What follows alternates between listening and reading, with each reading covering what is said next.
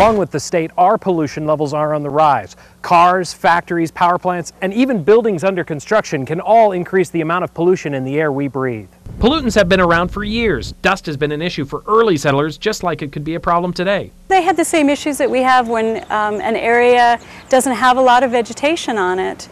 Anytime wind will come through, if that natural crustal surface has been broken, the dust underneath and the particles underneath will become airborne more easily. Since the 1960s, the air has been monitored in our city.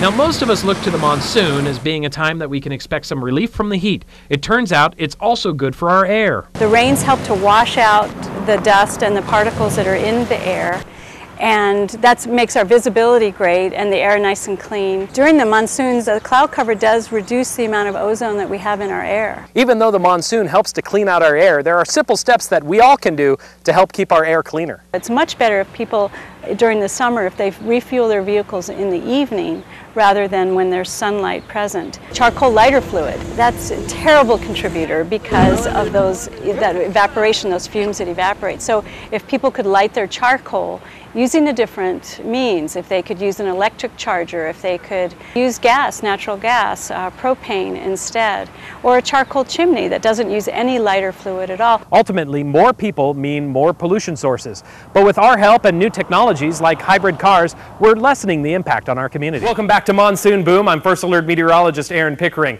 Last year, we saw lots of damage out of microbursts, and microbursts can cause all kinds of damage with winds above 60 miles an hour, damaging homes, also knocking down carports, trees.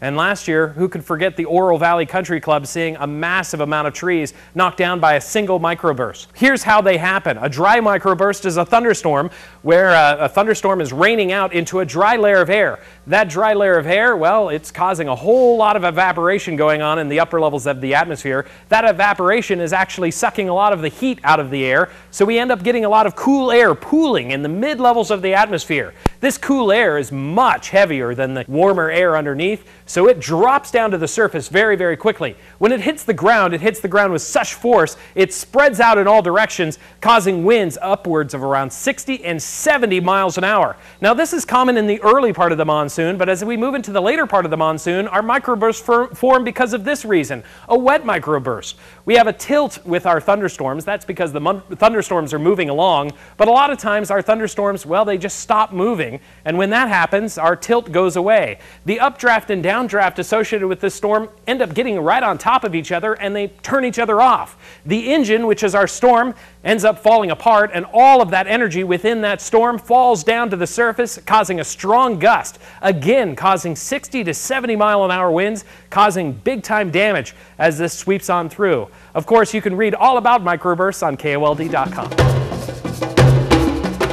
The violent storms the monsoon brings every summer haven't arrived just yet, but one of the dangers associated with them is already at work: lightning. But there are other dangers, and we want to make you aware of them. When in doubt, wait it out or find a safer route.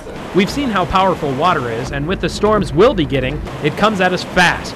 And while the current is dangerous, there are hazards beneath the surface that we'll do well to consider before trying to cross a flooded roadway. We have concrete chunks, rebar, glass, anything that's been in that wash since the last monsoon is going to wash away with that water. And that's not all. You could be exposing yourself to oil, dangerous chemicals, or even animal waste. If it's on the ground, it's going to end up in the wash, and you don't want to be swimming in this whether you intend to or not.